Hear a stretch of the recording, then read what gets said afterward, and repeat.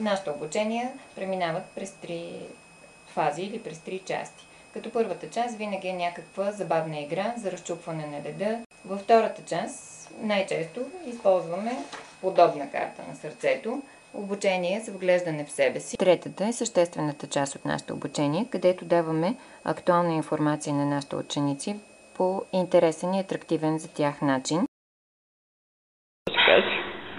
На мен всичко ми беше трудно, но най-притеснително ми беше, когато ходехме при директорките. След първите 2 отказа направо се бех отчаяла, мислех, че сме ударили в дъното и когато най-накрая... И че никакъв бизнес няма да има. Да, че никакъв бизнес, че нищо няма да се получи и че ще сме на загуба.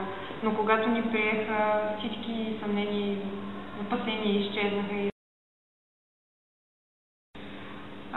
Чрез тази фирма ние пораснахме доста. Супер, много хубаво. Научихме се и да губим, и да печелим. Също така спомените, докато тичахме наляво надясно.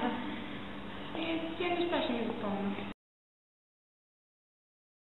Искам само да кажа, че се бях отрадила, че съм благодарна на фирмата за това, че разбрах от първа ръка как се управлява фирма самото и съставянето самото и приключвам. Всичката помащена документация, после до самото действие са смисъл, когато правим всичко при нас уроците и сега пак с помащената, като ужасно много документи и така.